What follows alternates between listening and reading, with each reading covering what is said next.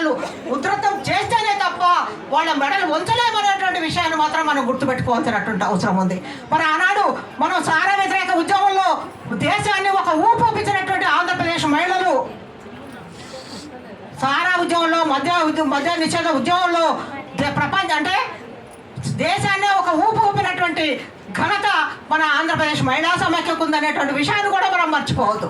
ఎందుకంటే ఆనాడు మన ఉద్యమాన్ని దృష్టిలో పెట్టుకొని మిగతా రాష్ట్రాల్లో కూడా ఆ రకమైనటువంటి ఉద్యమాలు వచ్చాయి.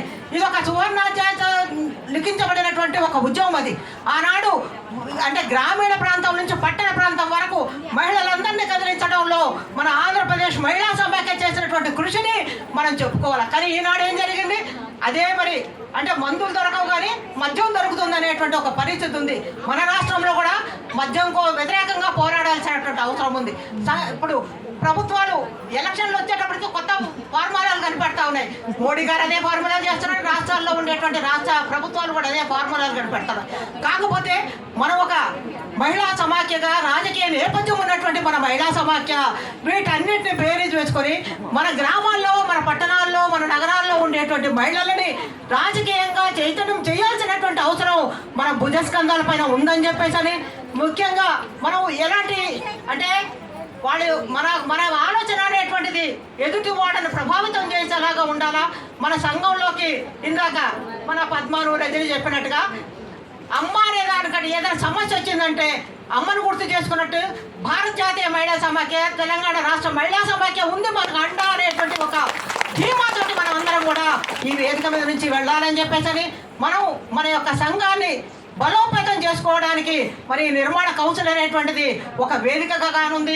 ఆ వేదిక నుంచి మీరందరూ కూడా కృత నిశ్చయంతో రాబోయే రోజుల్లో చట్టసభల్లో 300 రిజర్వేషన్ అమలు కోసం అని చెప్పేసి మన యొక్క ఉద్యమాల్ని ఎలా రూపొందించుకోవాలనేటువంటిది రేపు జరిగేటువంటి కౌన్సిల్ సమావేశంలో జాతీయ మహిళా మహాసభల్లో కూడా ఒక కార్యాచరణ రూపొందించుకొని ఆ పోరాటానికి మనం సమాయత్తం కావాలని చెప్పేసి ఈ రకంగా ముందుగా ఏంటంటే ఈ దేశంలో మొత్తం బీజేపీ పార్టీ మనందరిని కూడా భక్తి పేరుతోటి, కార్తీక దీపాల పేరుతోటి, వీటితోటి మనం వేరే ఆలోచనలు లేకుండా మనం ఒక మైకంలో ఉంచేస్తుంది. కాబట్టి ఆ మైకం నుంచి మిగతా ప్రజలు, మనం మైకంలో లేము కానీ మిగతా మహిళలు ఆ ఒరవడిలో కొట్టుకుపోతున్నారు.